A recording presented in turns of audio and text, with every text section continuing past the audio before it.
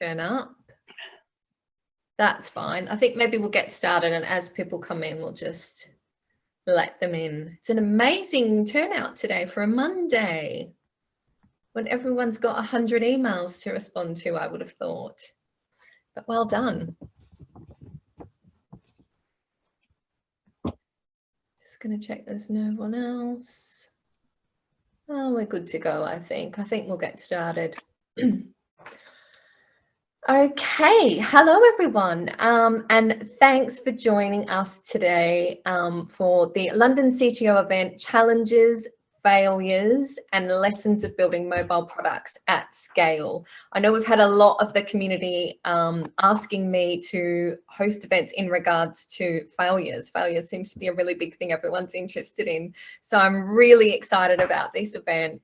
For those of you that don't know me, my name is Marty and I'm the Community Manager for the London CTOs. I work with Barry Cranford, who's the founder of London CTOs. And for those of you who don't know, CTOs is just one of the communities that's run by RecWorks, which is a tech recruitment company with a difference. So what we believe is that recruitment can be a force for good in the industry. I know sometimes recruitment consultants get a bit of a bad rap, but we want to do more than beyond just placing people in jobs and leaving them to it. We want to have a particular focus on learning, mentoring, and personal development, all the great stuff. So we sort of see this as a chance to give back to those we've worked with in the past, but also paying it forward to those we hope to work with in the future. So we've run over, I think it's 700 events for engineers and developers, students, graduates, CTOs. And in January this year, we actually made our 400th introduction through our Meet a Mentor program, which is absolutely amazing. Now, if you would like to know more about our different communities, please drop me a message on Slack or over on LinkedIn. I'm actually going to drop my LinkedIn profile in the chat so we can connect. And I can that way send you a replay of today's event. And any feedback we would love to hear as well. So without further ado, we are so excited to be speaking today to Carl from Novoda. Novoda have been an amazing support to the London CTO, so we're really delighted to have the team here. We also have Jack here as well from Novoda, and they are sponsoring today's event. So we're so grateful that Carl has given up his time today to give us a little bit of insight, and I'm so excited to hear what you're going to say, Carl. So I'm just going to hand over to you. And also I should just say that Jade, my colleague, is as well going to launch a poll as well. So if you can just take a quick look at that. And Carl, I'm going to hand over to you now, and I'm going to just completely stop talking. Thank you, Marty. Thank you for the introduction. A lot of pressure here, challenges, failures, and lessons, yes, about building mobile product at scale.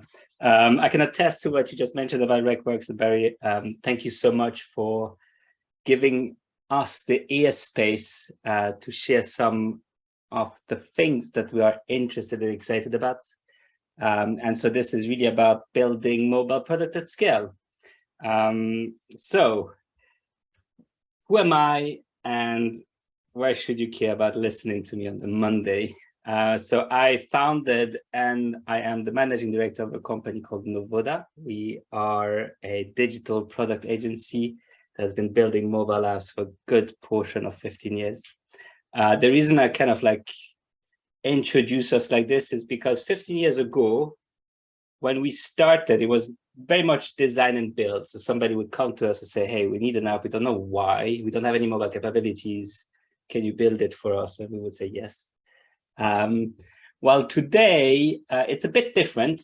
Every single company that we talk to, the majority, would have a mobile capacity in-house. And it shifted a bit from can you design and build mobile products for us to can you help us scale our mobile offering? And so we ended up working with a lot of companies that are in this kind of hyper growth mode, received a lot of funding and similar. And this is about sharing our learning, basically, from all those years as much as we can. And hopefully you can get something out of it. But first, like I just want to mention something. I'm no expert at what everyone here does in the day-to-day basis. So this is obviously a CTO group. So I'm speaking with people that have a lot of responsibilities within organization, and I don't only have assumption about your challenges. I only fit within a little part of the picture that you need to solve.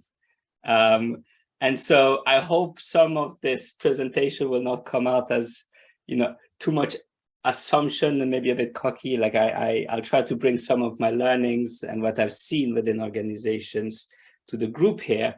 And I very much welcome challenges to my thinking, challenges to my chain of reasoning, because this is something that I'm exploring at the moment. It's been maybe 12 months plus, maybe 2 years, let's say, in which we try to be a bit more explicit as to the challenges we see by building mobile product at scale. Well, our offering tends to be more like engineer of high quality that kind of come and work with you to build good apps, let's say. And what I'm trying to do here is to be more explicit about the roles of mobile within organization. And for that, I really need to speak with people. And I spoke with people already last week and the week before, which I'm extremely thankful for. That was introduced to us by Barry from Redwork. So again, the best way to learn is basically to go and seek information outside. And then I share back. So this is me sharing back. So what question am I trying to answer? What has been on my mind for about a good portion of the last few years as I've been driving Novoda, which is, okay, if the majority of consumers interact with your brand services through mobile, why is it so difficult to represent that within the engineering organization? And so this is obviously aimed at this group here. It's like, okay, if mobile is so important for business value, why, when we come in and we work with companies, it feels a bit like, shoehorning that into the organization. And so I'm trying to answer that question myself by speaking with a lot of people, by sharing my knowledge, and hopefully get feedback out of that. So maybe a bit of what those words means, so we at least align to a degree of that. So something just popped up on my screen. Up, I should do it. Scale. When I speak about scale here, is organization and companies that go through a certain amount of growth, usually hiring a lot of people, maybe going from 50 to 350 engineers within 12 to 18 months. And we've seen that we participated in some companies that are undergoing that type of scale. If you're part of an organization that is maybe less than 50 people, maybe this stuff is a bit less relevant. It's still probably interesting, but less relevant. We're really talking about companies that are hiring very quickly with all the chaos that comes with that type of change. And usually they scale because either they received a certain amount of funding, a sizable amount of funding, or because the market has changed and they need to adapt, or anything of that sort. Okay. And when I talk about product, and that I find a bit more harder to put a definition to, I would say it's an entity that creates a specific value to a consumer and as such a business. And a product is something that is solving a specific need from the consumer, and by doing so, let's say the company bring value into the picture. And finally, when I say mobile products, what I mean with mobile products is really about the most likely native mobile application that you gotten from a store that is like either Apple or Google Store. I'm not referring to mobile web, which would be a version of your web experience, but in mobile, in this case, is very much about the mobile experience. Could be built obviously with cross-platform, Flutter, React Native, and so forth. But I mentioned the specific experience that is given to you from mobile. Okay, and I apologize if I move like this. That's my way to keep track, to have my mind concentrated. I hope it doesn't give any seasickness. But think that you care about, okay? And this is addressing the CTO community. I can appreciate that mobile might not be in forefront of your mind as a problem you need to solve, because you just received tons of money and you need to hire 300 engineers and you need to be able to enable the business to go faster. And how do you do so? And obviously, there are principles out there that express how you can do that well, DevOps being one, or you read the Accelerate book and try to follow those patterns. You look at how to break up your monolith into microservices, or look at your data layer and think about potential machine learning, integrating that as a shiny new thing into your organization. You want to deploy faster. You want to be able to deploy to production like 5 times a day. You want to test in a way that you have extreme quick feedback. You want to observe your system in a way that makes you understand exactly what's happening constantly. And so all those things are probably in the sphere of your roles and responsibility as you receive this news that you just got tons of money to spend on scaling your engineering department. But now the digital experience journey, okay, that's like from the customer side, the ones that you're serving, they probably, or they don't care if it runs on microservices or a monolith or what type of database or like the DevOps practices that you use at the end of the day. I remember we worked with a British publisher who had a device attached to their users to appreciate how their journey from like waking up to going to bed, how it looks like in order to serve them better. The first interaction tends to be before 8 o'clock when when your phone rings because it wakes you up and you're probably clicking to read your news. This is pretty common to a lot of people here, yeah. And so you wake up, you then take your breakfast, and you have a second interaction when you go to work in the underground. So you need offline access. The first browser experience tends to start at noon when you're at work having lunch, and then in the evening again you go back home. And just a couple of years ago, you had tablet experience in the kitchen and potential TV experience in the living room, and the weekend would be more TV experience, tablet experience.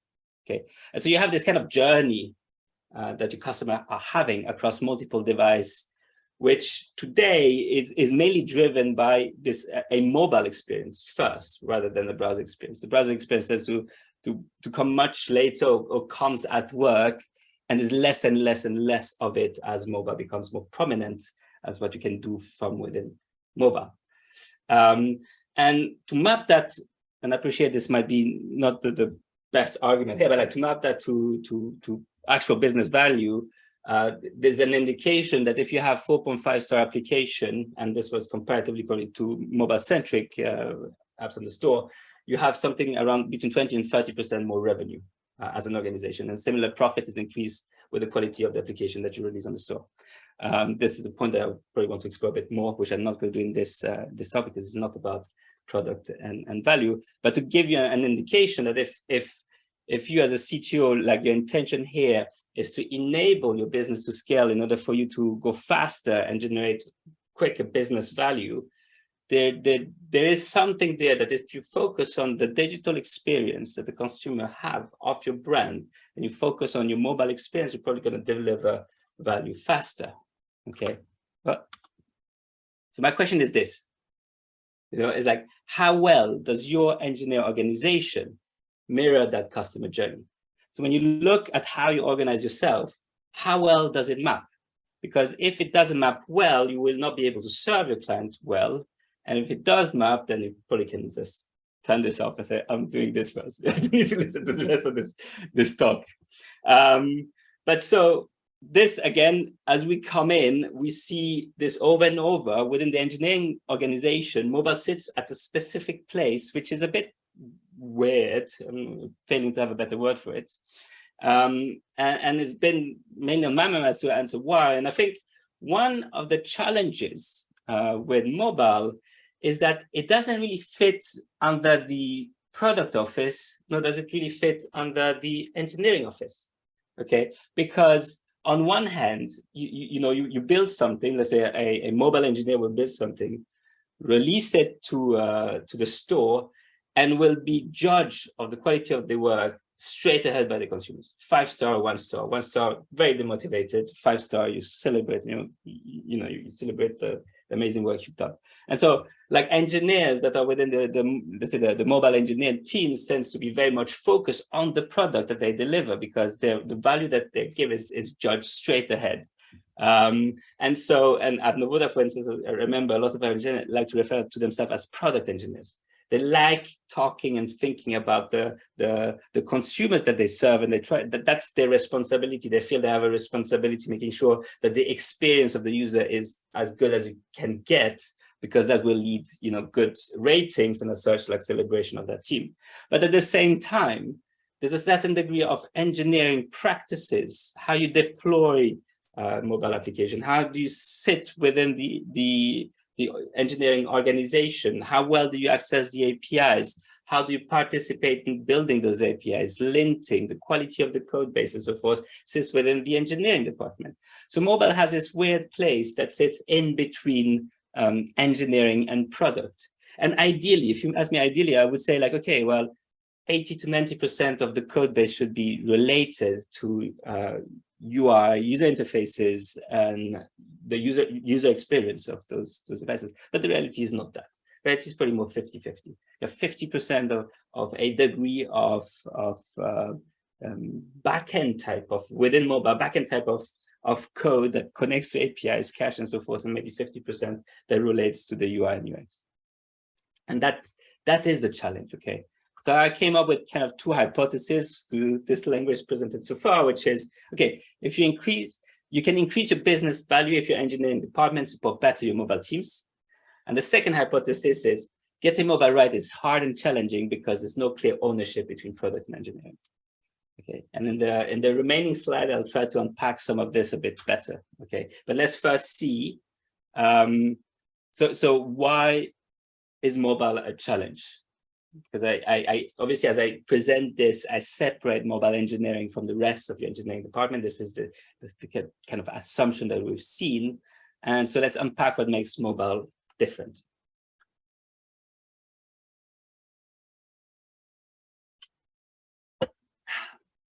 I hope I'm not going too fast. I'm going to slow down a bit. And I apologize if this goes a bit more low level. But here we go. So first, from a coding perspective, you obviously have two different languages. You have Kotlin for Android or Java. You have Swift or Objective-C for iOS. And then probably the remaining of the languages that sits within your engineering department, being Rust for DevOps, or Node.js for microservices, or C# if you're a Microsoft shop. And so like any developer, Android and iOS tend to remain within their language bubbles. So they kind of like working with Kotlin because that's what they know, or they like working with Swift because that's what they know. And then they're a bit averse to kind of like go outside of that. They're also within their walled garden that is very much protected by Apple and Google, and let alone like get them to work with the rest of your organization when it comes to coding practices and so forth. You even see that to the extent where you start having Swift at the backend type of solution popping up, which I must have found a bit strange. You use the tools and language that is needed for the job to be done correctly. But this is already a challenge which separates, let's say, the engineers within the mobile team to the rest of the organization. You should also consider like building a mobile app requires offline access, most likely. I mean, most application nowadays has a degree of offline capability. Offline access is probably not the correct wording, so offline capabilities rather than access. And you need to look at caching. And so if your mobile app is expected to work offline, there's a sizable amount of work that is done there in order to achieve that. That is putting your JSON into SQLite, potentially sometimes filtering what is needed for offline access or not. I remember, in many occasions, at least in the early days, a lot of the work in the coders was basically doing a lot of API call to cache it, so then the app could be used offline. And then there's state management. Again, we're not talking about backend state that turns there, but there's still a lot of complexity in the mobile architecture in order to support state management. There's threading, there's different UIs for tablets, different for different screen sizes, and you might be killed by the system. And if a phone call comes in, they might kill your application in an unknown state.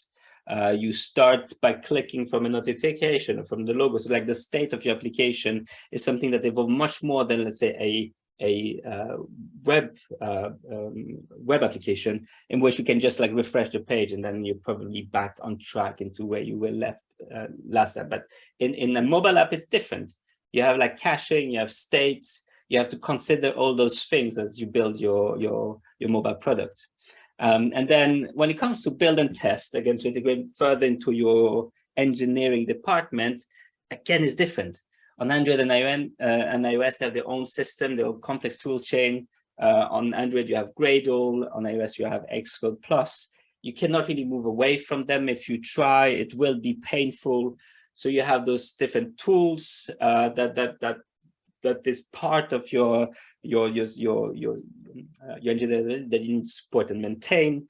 And it makes, let's say, integrating mobile to the rest of the organization a bit more challenging. And for instance, it's still stuff that you need to consider and learn, because in some instances we had build time of an hour plus from a clean build. And so if you multiply that by the number of engineers, every time they lose time by building the mobile application, you can see how much you lose in terms of productivity. And so now you have to understand better that tool chain, and in order to integrate better as part of your process.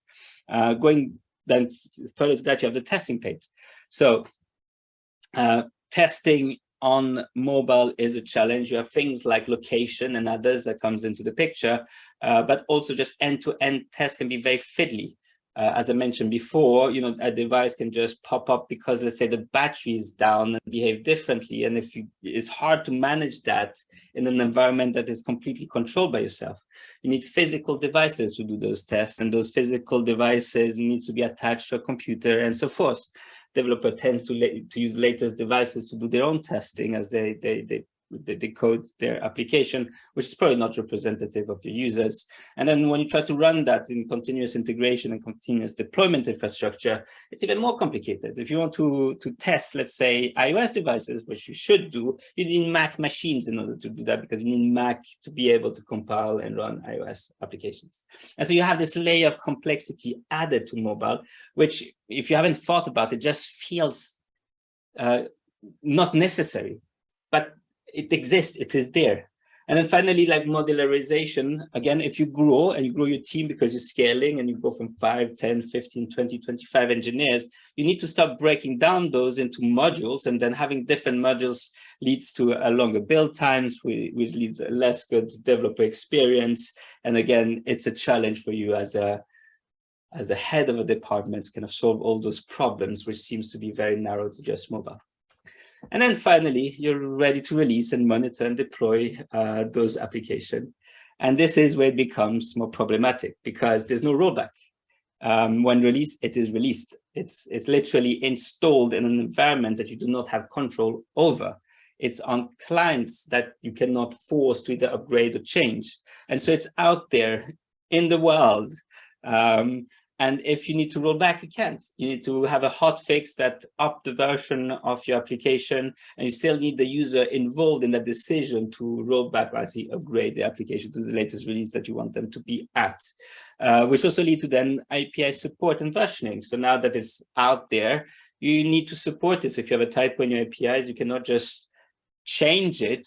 You cannot just validate that X amount of your services is up to date, because the majority of your users will not necessarily upgrade within the same day, especially if you're across Europe or the world. It's going to be even harder, because you need to support in the long run all those different devices with all those different API version and versioning. And you need to wait on Google and iOS. So you put something on the stores, something can take up to 2 weeks, and sometimes you even get refused the upgrade or refused the app on the store for a reason that might be obvious sometimes and sometimes less so.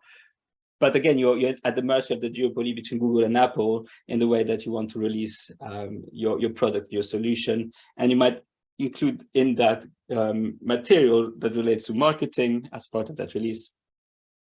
And finally, any tool that you have internally, like Datadog or similar in terms of observability, say, oh, I'm going to use that to be able to observe like the quality of the application. But you fail at that because those tools are not meant for mobile. You have mobile-specific tool like Crashlytics and similar, and that's another tool that you need to maintain and take part of your engineering department. So all this kind of like surface the challenges that comes from mobile from a very low level. And then I want to touch on the point that I hear quite a lot, which is web-centric versus mobile-centric. And this has been on my mind. I still don't have a full chain of reasoning on how to express this well. But if you think from a behavioral perspective, okay, so take it from a consumer perspective, a web-centric approach is very active, very request reply, because the user opened the browser with the intention of doing an action, let's say checking your bank account, something similar. So you would open the account, you would connect you would log in and connect to your bank, and then you would say, give me my bank account. Okay. And so you probably build your services around this behavior, which is very request reply. So you like REST-based, we say, I want this, thank you, I got that, now display it. A mobile-centric approach is probably much more evented, publish subscribe methodology. You have push notification. The majority of apps get opened through the notification side of things. And so it can act on events that happens outside of the user's control. And so you can bring the user back into your brand when it seems fit. It can be location-based. It can be a lot of different events that can lead to the user entering back into the brands through the application. And so when we say mobile-centric, for me, is really looking at how you organize your architecture from a more evented approach or a publish subscribe approach. And if you do that properly, you have ability to serve your user better. And so web-centric and mobile-centric in terms of like API development, or the way that you see how to build APIs, is quite different.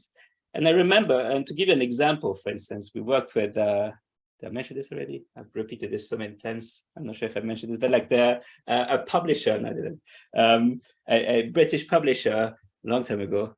And they had something like, we wanted offline access, because obviously you want to read the news when you take the train or the underground. And so we decided, okay, we need to download a full edition in order to provide these capabilities. And it was, they built all the APIs for web first. And to be able to achieve offline access, we had to do something like 256 API calls, or 250 API calls, sorry. So I had to like get all the edition, get all the articles, et cetera, which will take like, say 10 minutes. And we package that up, and then we put it in SQLite, and now you have offline access. This is obviously not good in terms of organizing a web-centric approach to building a solution here. We managed to then push that to the backend, because the reality is like most of the complexity you wanted to lie in an environment that you control. So you wanted to rely at the backend and have just, let's say, the front end surfacing user behavior. But again, you need to build the APIs to match the behavior for mobile, and it is different than web centricity.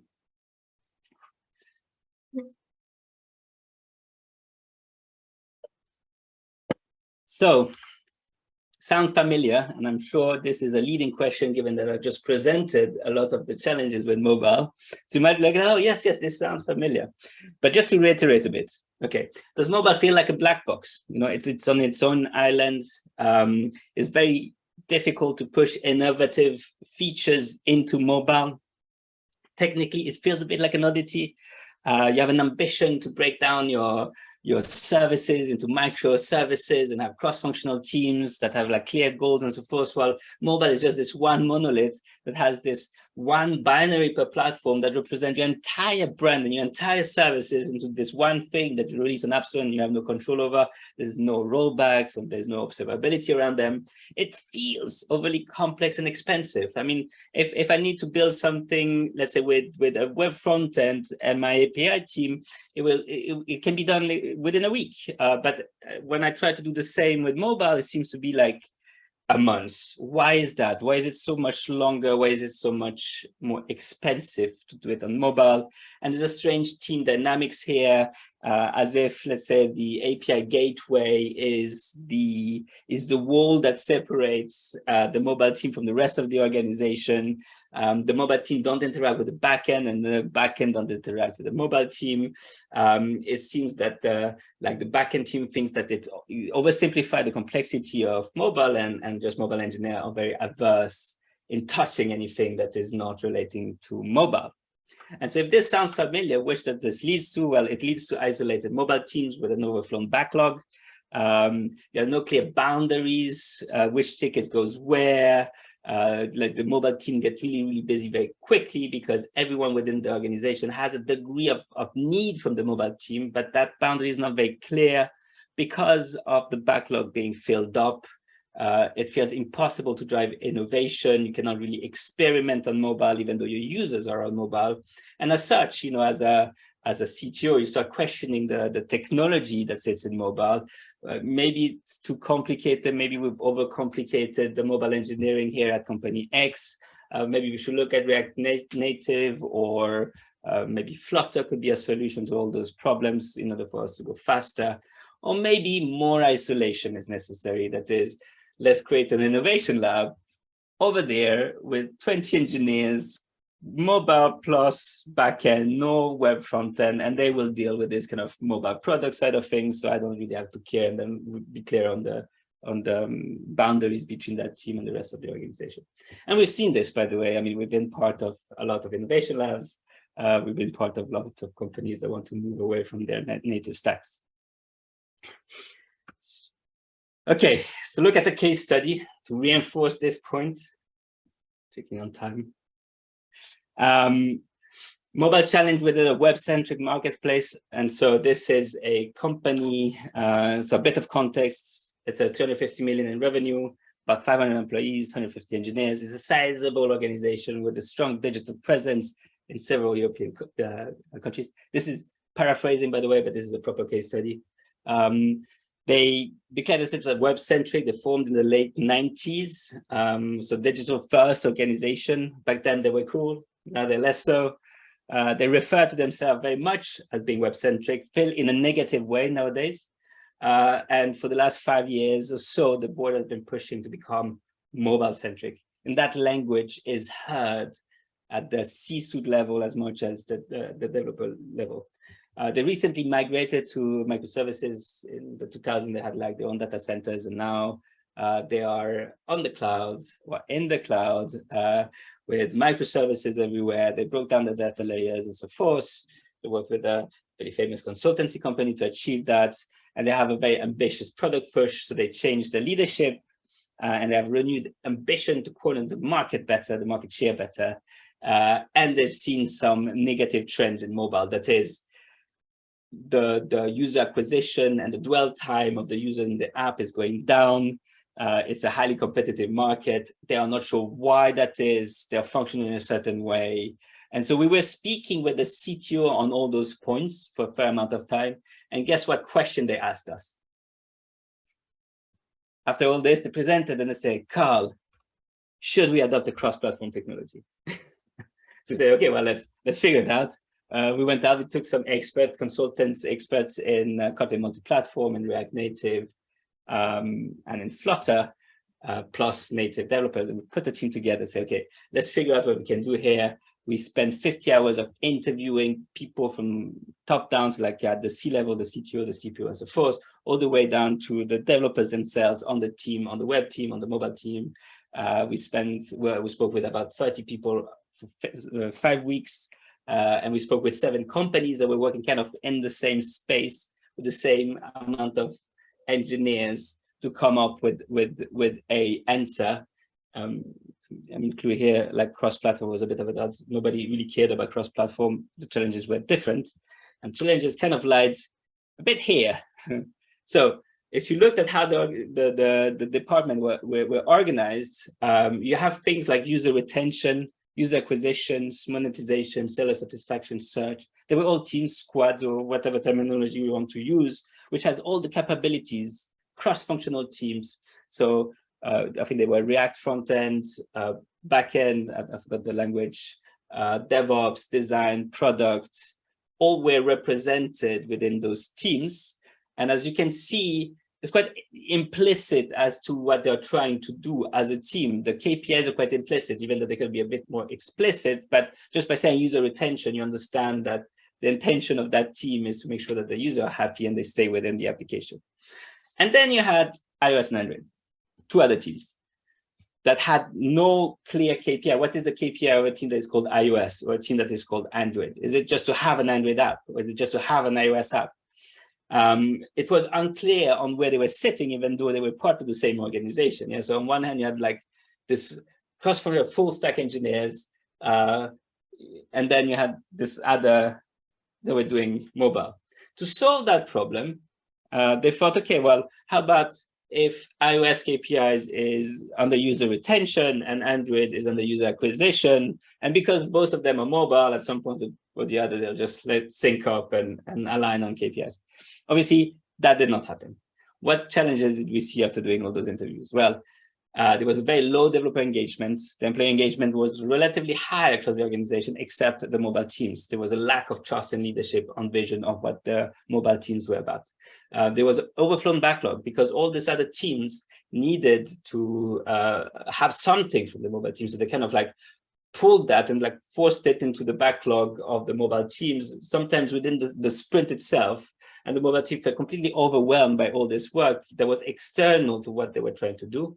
And that led to no experimentation on mobile. So remember when I said they were trying to move to a mobile-centric approach coming from the board? You had like product people that were not necessarily experienced in mobile, that every time they tried to interact with the mobile team got pushed out because they were so busy. And so they were trying to experiment on mobile because they knew that the user were on mobile and they wanted to serve the user better, but it was just too difficult. So then they landed and experimented with web first, which then drive APIs for those experimentation, which then drives the feature sets that that company was building. And mobile was always a second-class citizen to that effort. So no experimentation were happening on mobile. And finally, there was a complete lack of ownership. You know, the product office suggested this was a challenge with engineering. The app is badly built. We cannot move fast. It's hard to do something with mobile because it seems to be buggy all the time and crashes all the time. While engineers actually was product.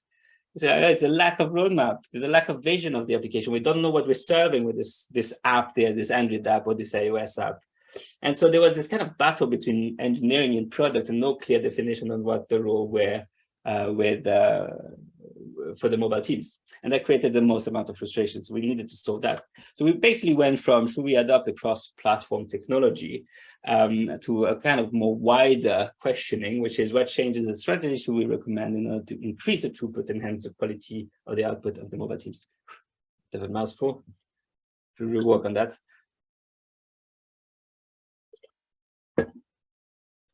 And that led to two suggestions, okay? And you know, there's no magic, fairly simple. One was the flow of external tickets, that is the tickets that came from teams that were not the Android or iOS team, being generated and how they flow into the app team is causing additional unmeasured work. So that's an issue that needs to resolve. So our suggestion was, okay, well, why don't we create mobile product teams that mirror the structure of the product teams and work in close alignment to that? So like representing all those product teams within the app group, as it was called. And the second issue was the app team's capacity limits both the rate at which features are completed and the ability of the team to make improvement to its capacity.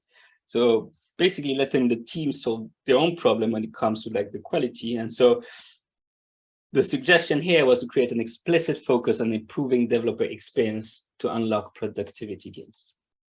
So in practice, how does that look? A bit higher level.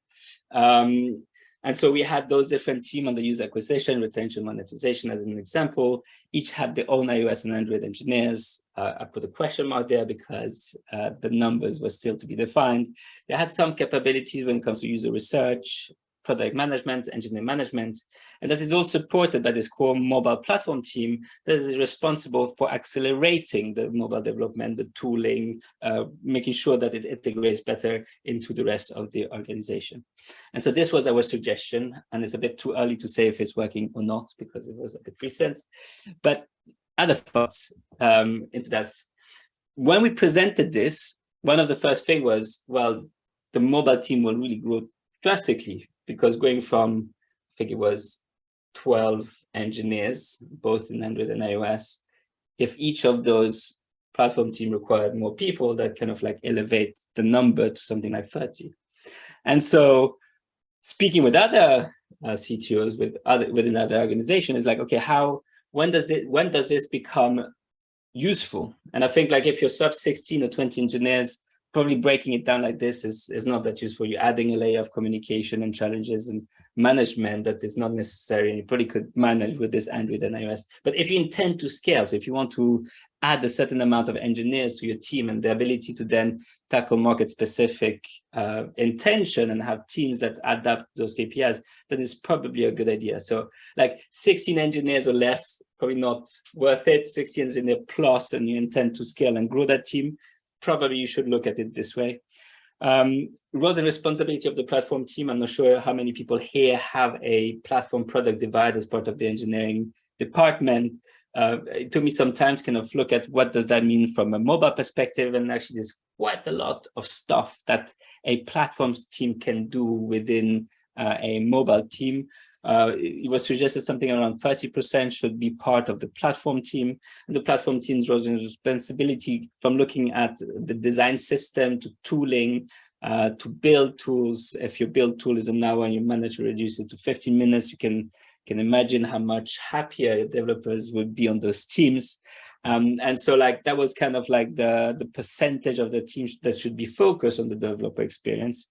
Flutter and cross-platform was still questioned. So even though we presented this as a challenge with an organizational challenge rather than a tooling or technologies challenge, it was still like, there was still this nagging feeling of like, but are you sure that like all our organizational problem could be solved with a tool like Flutter?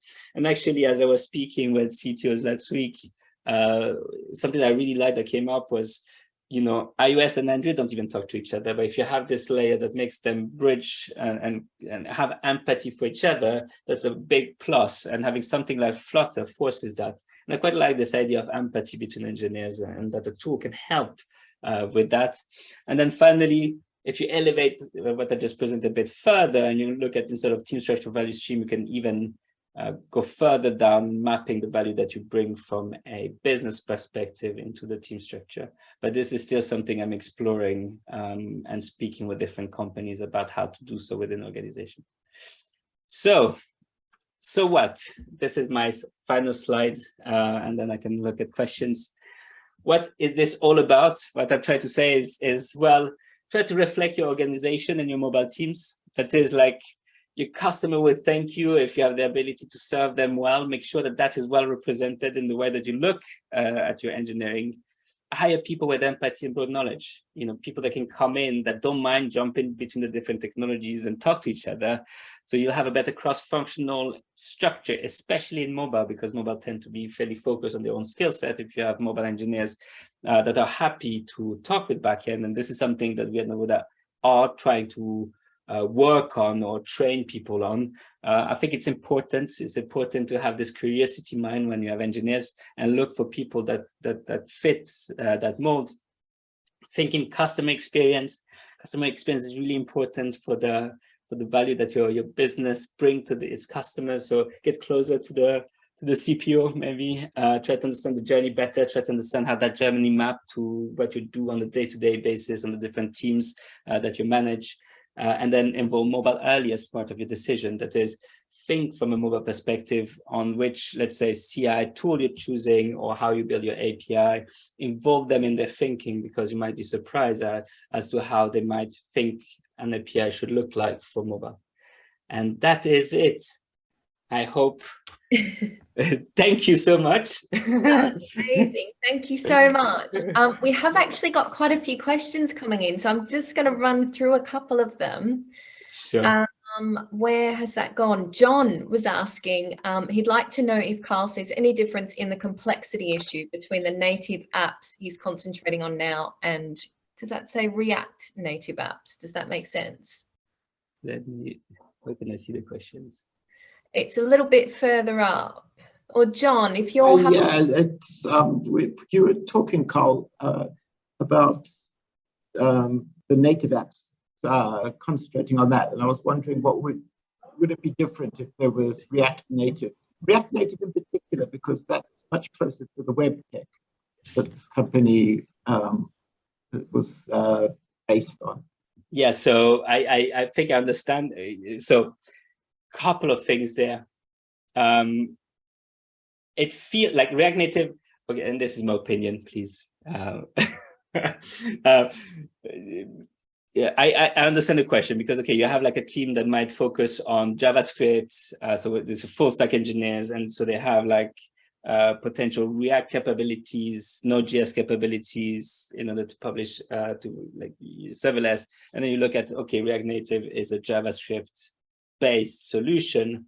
What I would say is I've heard some good stories about React Native. I heard a lot of challenging stories. We played a bit with React Native in some circumstances, and it is a challenge. It feels like JavaScript, but the tooling is different. Deploying is different. And it's very difficult to manage deployment. That is, you still need a strong Android and iOS capabilities in order to support React Native. And sometimes you would have a module, let's say a React Native module, that looks really good on paper on the GitHub page that says, okay, this is an authentication module. And you just say, oh, good, I'm just going to drop it in. And it works extremely well on Android because it was built for Android, let's say. And then let's say iOS was the second thought. And then when you try on iOS, or the other way around, by the way, it just fails constantly. And then you spend, let's say, 2 weeks fixing that module's code. And usually that means going lower than the JavaScript part. So you need like the iOS engineer to debug it and then the iOS engineer to work out a solution. And so you have this kind of like weird setup in which it's quite stable on anything that is Facebook related, but anything else becomes more challenging. And so you need to have a very strong engineering team that is strong in JavaScript, in iOS and Android to make React Native a success. So don't say, you see, like, and if you have that, that's okay. But I would be, you know, like, I would be, in order to assess that, you need to have the team committing to working hard to get there. Does that make sense? Because otherwise, and you'll have that a lot from mobile engineers, at least, they'll be a bit averse to JavaScript. And they're like, oh, this will never be as good as an experience in native, which is true, by the way. No cross-platform. Flutter might be the closest, but no cross-platform will have as good as an experience as native because you always have a layer away from native. And so you'll have this kind of like product engineers mindset thinking the experience will not be as good. I'm not really sure what I'm winning. And it looks simple, but at the end, it could be a bit more complicated than expected. And this is especially true when you do like a proof of concept. You say, look, I managed to get a list of a list of items from an API call in React Native. We should adopt it. And they're like, that's not the hard part. The hard part is at the edges. So it's like when you try to do things that are a bit not the kind of usual API call and display it is when you try to do something like, I don't know, casting or something a bit more like down to the metal on Android or iOS. And that's when you realize that React Native doesn't really fit well and you spend a lot working on the React Native SDK rather than on the code that you want to do, on the business code. Does that answer? I'm not sure if I answered. Yeah, thanks. That's really interesting. We've got another question from Chris. How important is Android, iOS? Is that parity? Aligning with the customer? It's unlikely that any customer uses both platforms. I can tell you a war story. So we're working with this was another marketplace a long time ago, and they said they had an iOS application and they wanted an Android application, and they say, we just need you to build the Android application. And they were like a small startup, which ended up becoming $1 billion startup. And they were like, okay, can you build the Android app? And we're like, you really don't have much money here. We have just X amount of weeks of ability. So we need to really nail down what you need as a feature set and say, sure. And so they nailed down what the feature set were, but then they realized, okay, well, they have a chat system that's coming up and they might have an iOS,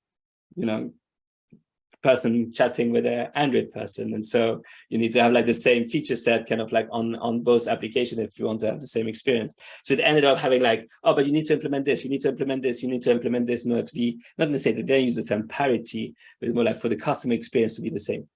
Now, I don't think it's a must. But you don't want to have, let's say, half of the users, complaining about it not being the same on the other platform.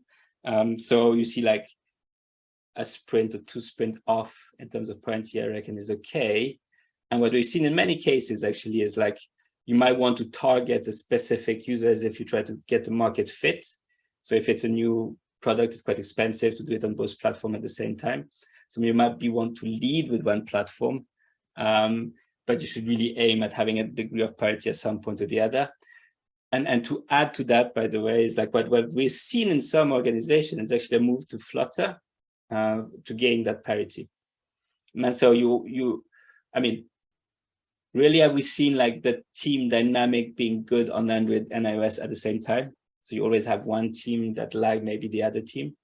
And I spoke with some companies in which they introduced Flutter to get to that parity better. So then you have, let's say, an Android team that can help the iOS team get to parity.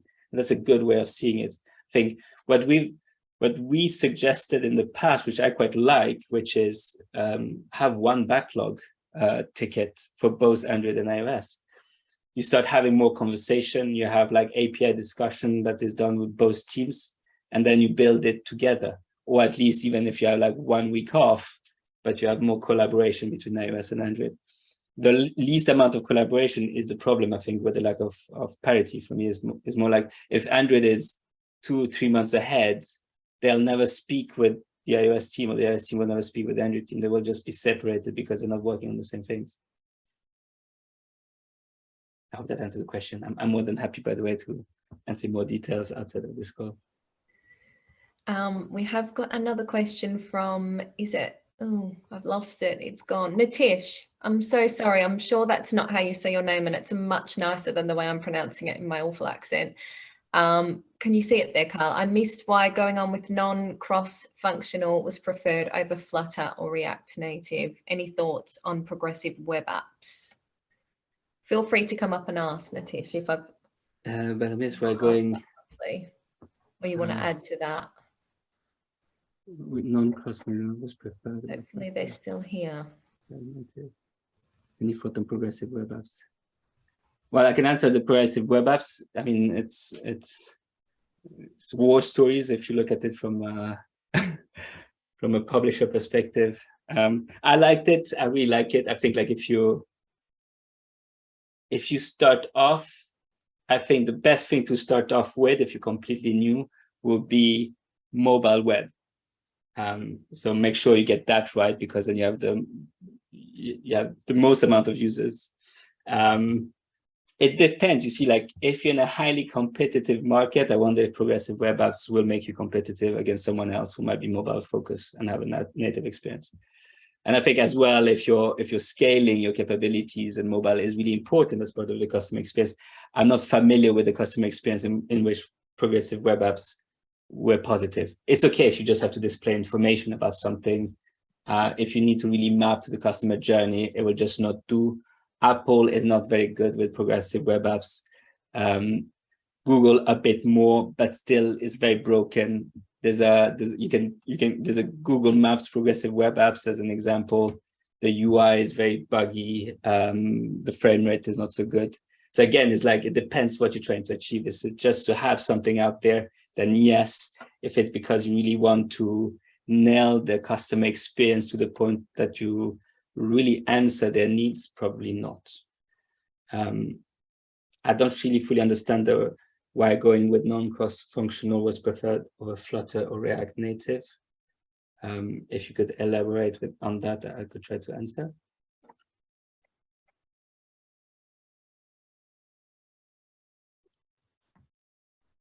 We do have one last question. I think we'll finish up here from Michael. It's a lot of questions. If you can see it there, Carl, maybe just choose 1 or 2 little bits there you can answer about experience or feelings about, is it Swift? Yeah, Jetpack Compose and Swift UI. Sometimes I feel like mobile is 10 years behind web in all sides of the technology stack, from debugging to like live reloads and stuff like this. And, you know, obviously kind of reactive UI comes from, let's say, the React trend. And trends tends to create a degree of innovation. What I would say, and like I I think productivity will go up because we will then have more of a focus on the UI and the user experience. What I would hope is that by having Swift UI and Jetpack Compose in this reactive way, you might abstract better the necessity of gathered data from the UI and the UX. And so going back to the picture I mentioned before around, let's say, X amount, 80% of the app should be like relating to UI UX, that might lead towards that more than what we currently have, especially if you have patterns that comes, which will be both for iOS and Android. And you could even see things like Kotlin multi-platform that ends up being the underlying data layer or backend layer. And then you would have Jetpack Compose and Swift UI on top of that. And so now we have a good separation in which you have a really amazing user experience that maps to this platform and is specific to the platform, and a shared code base with anything that is connecting to your APIs, getting the data, caching, and so forth. That for me is a good picture of how to build this well. Yeah, it's like what I found a bit frustrating sometimes is like Swift. If you compare Swift and Swift and Kotlin, they're like 90% the same, but the 10% is the challenging bit. And the same here. Swift UI and Jetpack Compose are very similar, but different enough. You know, Apple will never, align to stuff that Google is doing. Maybe Google a bit more because they care a bit less, but you have this kind of duopoly fight in which they want to keep their developer experience really controlled within the walled garden, as I mentioned before. And you have that with this type of tooling that is coming out, where it's not the same build tool, it's not the same frameworks, even though they are so similar, so similar. And then you end up going to meetups, like let's say Android meetup or iOS meetup, and they complain about each other, how one is better than the other, which I always found like fascinatingly strange because it's so much the same thing. We're building for the consumer and for it to be enjoyable experience for the consumer. And the tools are just like not helping to align Android and iOS, let alone the backend. Yeah, I think if I can add just because there's some question around obviously cross-functional and cross-platform technologies. React Native, I think there's a lot of downward trends with most of those cross-platform technologies, except for Flutter. Flutter is gaining a lot of traction. I have no preference, by the way, so I'm not advocating Flutter, but I must say I've heard every time I speak with people that have looked at Flutter and I have adopted it, very positive feedback, which I haven't necessarily with React Native. React Native has been a pain, or we tried and we went back, or we tried, is working, but it's painful. While Flutter seems to be coming back with oh yes, I have iOS and Android developers that are talking to each other. They are liking the language. It's not their preference, but they're liking it, and it seems to have, a good trend at the moment. Thank you, David. John, validating the point. Amazing. I think we're going to have to wrap it up there, although I think everyone could talk to you for another hour easily. That just flew by, didn't it? That was amazing. Thank you so much, Carl. A little Zoom round of applause. Thank you so much for sparing some time for us today. That was absolutely amazing. I think we might have to get you back on again at some point because that just went too quick. Thank you so much as well for organizing and channeling the questions, and everyone for listening, and also all the people if they're here, which I interviewed last week. I want to again voice a massive thank you, because I might have some knowledge when it comes to mobile, but anything that comes from the CTO side of things, I'm still seeking learnings there. So anyone else who wants to talk to me, I'm more than well. Like, I love talking with people that are involved in this to a degree or another, especially if you disagree with me. I would like to understand why. You've got some flames in the comments, so I mean, you've done an amazing job to get some flames. I'll go through them. So thank you again, and thank you, RecWorks and everyone here. And thanks so much, everyone, for joining. If you would like to get a replay, come and connect with me over on LinkedIn, and I can send you through a replay. But again, thank you so much, Carl. That was absolutely amazing. Thank you. Thanks, everyone. Bye. Bye-bye.